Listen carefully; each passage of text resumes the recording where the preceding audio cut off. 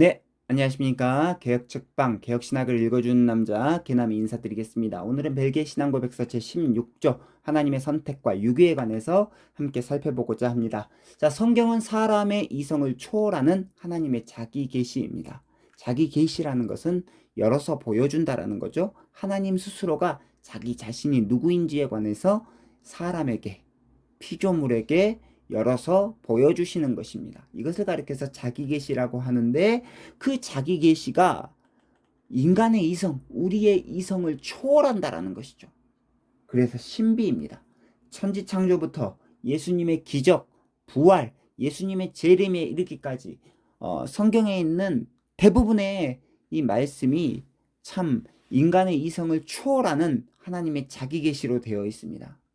그런데 이 볼트만이라고 하는 신학자는 예수님의 역사성을 재구성해야 된다라고 하는 이것 때문에 신비적인 요소들, 그러니까 성경 안에 예수님의 기적, 그 다음에 초월적인 부분들, 이런 것들을 다 제거해야 된다. 성경에서 신비적인 부분들을 다 제거해야 된다라고 하는 비신화화를 주장했습니다. 그러니까 예수님의 이 기적, 부활, 예수님의 재림, 그리고 성경에 나오는 기적적인 사건들을 설명을 할 수가 없어요. 다 제거해 버리니까요.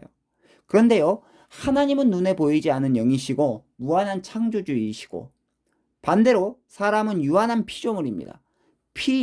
창조주와 피조물 사이의 질적인 차이는 하늘과 땅만큼 크죠. 예, 하늘보다 높고 땅보다 깊은 하나님의 신비, 이것을 어떻게 우리가 말로 설명할 수 있겠습니까? 그래서 성경의 여러 사건이 사람의 이성으로는 이해할 수 없는 신비로운 사건들로 가득하다는 것이죠. 자, 하나님의 자기 계시, 특별히 하나님께서 하나님 스스로를 어떻게 보여주셨습니까? 특별히 벨기에 신앙고백서 제16조는 하나님께서 두 가지 모습으로 자기를 계시해 주셨는데, 하나님의 자비로우심, 하나님의 공의로우심. 자, 하나님의 자비로우심은 하나님의 선택을 통해서 우리에게 알려주셨고, 하나님의 공의로우심은 죄인을 놔둬버리는, 죄인을 벌하시고 버리시는 유기를 통해서 우리에게 보여주셨습니다. 자, 그래서 벨기에 신앙고백서 제16조 첫 구절은 이렇게 시작합니다. 우리는 아담의 모든 후손들이 첫사람의 범죄로 말미암아 멸망과 파멸에 빠졌을 때 하나님께서 친히 자기 자신을 자비롭고 공의로우신 분으로 나타내셨음을 믿습니다. 인류 최초의 사람인 아담은 선악과를 먹으면 반드시 죽을 것이다 라고 하는 하나님의 명령에 불순종하여서 높은 위치에서 낮은 위치로 떨어지게 되었습니다. 타락하게 되었습니다. 불순종의 결과 이 세상에 죄가 들어오고 죄 때문에 모든 사람이 죽게 되었습니다. 그러면 하나님은 꼭 그렇게 사람을 죽이셔야만 했었나요? 라고 이야기할 수 있겠죠. 이런 의문이 생길 수 있습니다. 그런데요, 하나님은요, 하나님 자기가 하신 약속은 반드시 지키시는 언약에 신실하신 분이십니다. 하나님께서 아담을 통해서 선악과 먹으면 반드시 죽을 거야 라고 이야기하셨고, 그 약속을 지키셔야 했기 때문에 하나님은 죄에 싹인 사망을 통해서 이 인류를 그 약속 가운데 묶어두셨습니다. 자, 하나님은 공의로우신 분이시기 때문에 약속을 반드시 지키셔야 돼요. 죄의 싹은 사망이다 라고 하는 6장 23절의 말씀, 그리고 창세기 2장 17절, 바로 이 선악과 나무의 열매를 먹으면 너 반드시 죽을 거야 라고 하는 이 행위 언약, 이 약속을 반드시 지켜야 되기 때문에 하나님은 그 약속에 신실하신 분이시기 때문에 하나님의 공의로우심으로 자기 자신을 나타내 주셨다는 거죠. 자, 죄를 지은 아담과 하와는 높은 위치에서 낮은 위치로 떨어져 전 존재가 부패하게 되었습니다. 이제 스스로의 힘으로는 결코 하나님께 나아갈 수 없게 되었습니다. 하지만 이런 아담과 하와를 하나님께서 직접 찾아가셔서 가죽옷을 지어 입히시고 여자의 후손 예수 그리스도 메시아, 여자의 후손에 대한 약속을 주셨습니다. 이런 하나님의 속성을 가리켜서 하나님의 자비로우심이라고 합니다. 약속을 지키시는 신실하신 하나님을 가리켜서 공의로우신 하나님이라고 한다면 이제 죄 가운데서 죽을 수밖에 없는 죄인에게 하나님께서 찾아와서 가죽옷을 입히시고 여자의 후손에 대한 약속을 주십니다.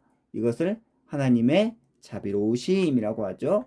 그래서 하나님의 선택은 하나님의 자비로우심에 대한 표현이고, 하나님의 유기, 하나님의 버려두심, 그대로 놔두심은 하나님의 공의로우심에 대한 자기 표현입니다. 자, 그러면 오늘 하나님의 선택, 특별히 선택과 유기에 관해서 이야기할 때 하나님의 선택에 대해서 우리가 집중적으로 함께 살펴보고자 할 텐데요. 두 가지를 우리가 함께 살펴보도록 하겠습니다. 첫 번째, 하나님의 선택은 영원한 선택이자 무조건적인 선택입니다. 두 번째, 하나님의 선택은 사랑에 근거한 자비로우신 선택입니다. 자, 먼저 첫 번째, 하나님의 선택은 영원한 선택이자 무조건적인 선택입니다. 에베소서 1장 3절부터 5절에 보면 하늘에 속한 신령한 복을 우리에게 주시는 그 하나님께서 어떤 일을 하셨냐면, 에베소서 1장 4절, 곧 창세전에 그리스도 안에서 우리를 택하사 우리로 사랑 안에서 그 앞에 거룩하고 흠이 없게 하시려고 그 깊으신 뜻대로 우리를 예정하사 우리로 그리스도로 말미암아 자기의 아들들이 되게 하셨으니 라고 이야기를 하고 있습니다. 하나님의 선택은 창세전에 이루어진 일입니다. 이것은 에서와 야곱, 쌍둥이 형제죠. 에서와 야곱의 경우에도 마찬가지입니다. 하나님께서 야곱을 사랑하여서 택하시고 에서는 미워하여 죄 가운데 그대로 놔두셨습니다. 유기하셨습니다. 그런데 성경은요, 그들이 나기도 전에 그들의 행위에 따라서 그렇게 사랑하고 미워하시는 것이 아니다라고 이야기를 하고 있습니다. 자, 하나님의 선택은 에서와 야곱의 행위 이전에, 그들이 태어나기도 전에 하나님의 기쁘신 뜻에 따라 결정되었다라고 하는 것이죠. 자, 그러면 질문을 가질 수 있죠. 누구는 택하고 누구는 버린다라는 것이 너무 가혹하지 않느냐? 하나님은 사랑의 하나님이신데 하나님께서 누구는 택하고 누구는 버린다? 말이 되지 않는다. 하나님이 신실하고 하나님이 사랑이 많다면 그렇게 할 수 있느냐라고 이야기할 수 있습니다. 아담의 타락으로 인해 죄가 세상에 들어오고 죄로 말미암아 사망이 모든 사람에게 임하게 되었는데, 따라서 의인은 없고 다 모두가 죄인이고 죄의 싹인 죽음에 거하게 되는 사람들입니다. 그러나 하나님께서 자비하심으로 말미암아 그 중에 얼마를 무조건적으로 택하여서 구원해 주신 것이죠. 그래서 하나님의 선택은 하나님의 자비로우심이요 하나님의 주권적 선택이다라고 하는 것입니다. 자, 조금 이따 말할 거예요. 왜 하나님께서 누구는 구원하고 누구는 구원하지 않는 게 하나님의 무자비함이 아니고 자비로우심이냐 라는 것에 대해서 설명할 텐데, 두 번째는 그렇습니다. 그래서 하나님의 선택은 사랑에 근거한 자비로우신 선택이다. 자, 말라기 1장 2절, 여호와께서 이르시되 내가 너희를 사랑하였노라 하나 너희는 이르기를 주께서 어떻게 우리를 사랑하셨나이까 하는도다. 나 여호와가 말하노라 에서는 야곱의 형이 아니냐? 그러나 내가 야곱을 사랑하였고. 벨기에 신앙고백서 제16조 두 번째 문장은 이렇게 나와 있습니다. 자비로우심이란 하나님께서 영원하시고 변치 않으시는 경륜 가운데 당신의 순수한 선하심에 따라 예수 그리스도 우리 주 안에서 선택하신 자들을 그들의 행위를 고려하지 않으시고 멸망으로부터 구출하시고 구원하심에 있습니다. 자, 사형 선고를 받은 죄인이 있다라고 가정해 봅시다. 그는 자기가 지은 죄로 인해서 사형을 선고받고 이제 죽기만을 기다리는 불쌍하고 비참한 자입니다. 그런데 대통령의 지시로 말미암아 그에게 특별 사면이 주어지게 되었다라고 한다면 그의 위치는, 그의 신분은 한순간에 죽었던 자에서 살아났던 자로 변화되게 되었다는 거죠. 이와 마찬가지로 우리 모두는 허물과 죄로 죽은 자입니다. 죄에 싹인 죽음이 모든 사람에게 선고되었습니다. 그래서 모든 사람은 다 죽은 상태이죠. 이것은 심지어 유아들에게도 동일하게 적용됩니다. 다윗이 말했죠. 어머니의 태중에서, 모태에서부터 내가 죄로 말미암아 잉태되고 죄로 말미암아 출산되었습니다. 예. 그런데 그런 죽었던 우리를, 허물로 말미암아 죽었던 우리를 하나님께서 긍휼이 풍성하셔서, 하나님께서 자비로우셔서, 하나님께서 우리를 너무 사랑하셔서 예수 그리스도와 함께 살리셨다라고 이렇게 에베소서 2장 4절부터 5절은 우리에게 말씀해 주고 있습니다. 그래서 우리가 하나님의 자비로우심으로 말미암아 선택을 받은 것, 그래서 허물과 죄로 죽었던 우리가 죽음에서 살아난 모든 것은 하나님의 특별 사명이다라는 것이죠. 자, 그래서 오늘 이 시간에 요점을 정리합니다. 오늘 크게 두 가지를 살펴보았는데요. 첫 번째, 하나님의 선택은 영원한 선택이자 무조건적인 선택입니다. 이것은 우리가 받은 구원이 영원하고 변치 않는다라고 하는 사실을 알려주죠. 즉, 우리가 받은 구원이 안전하다라고 하는 사실입니다. 우리를 선택하시고 구원하신 하나님이 어제나 오늘이나 영원토록 변함없으신 분이시기 때문에 우리의 구원은 안전하다. 왜? 그 구원, 그 선택이 영원한 선택이고 하나님의 무조건적인 선택이기 때문에, 우리의 행위와는 상관없는 선택이기 때문에 변동하지 않는다라는 거죠. 변하지 않는다라는 것이죠. 일정하다라는 것입니다. 그래서 하나님의 선택은 안전하다. 하나님의 구원은 안전하다. 라는 것이 첫 번째 우리에게 준 가르침입니다. 두 번째, 하나님의 선택은 사랑에 근거한 자비로우신 선택입니다.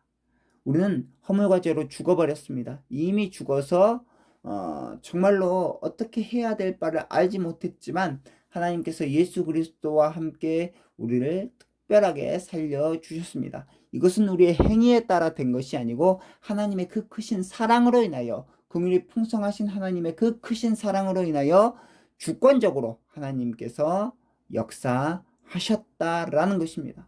그래서 오늘 이 시간에 적용을 함께 살펴보도록 하겠습니다. 적용을 하기 이전에 오늘 하나님께서 자기 계시, 하나님께서 스스로를 알려주시는데 두 가지로 알려주셨다라고 했죠. 하나님께서 공의로우심으로 자기를 나타내 보여주셨습니다. 하나님께서 죄로 말미암아 죽어버린 우리를 향해서 그 죄의 값을 당하게 하시고 그대로 놔두심으로 말미암아 하나님께서 유기하심으로 말미암아 하나님의 공의로우심이 나타냈습니다. 자, 어차피 우리는요, 죄에 싹인 사망을 당해야 할 죽을 운명에 처해 있는 사람들이기 때문에 이것을 가리켜서 하나님이 왜 우리를 죽음에 내버려 두셨냐라고 항변할 수 없다라는 거죠.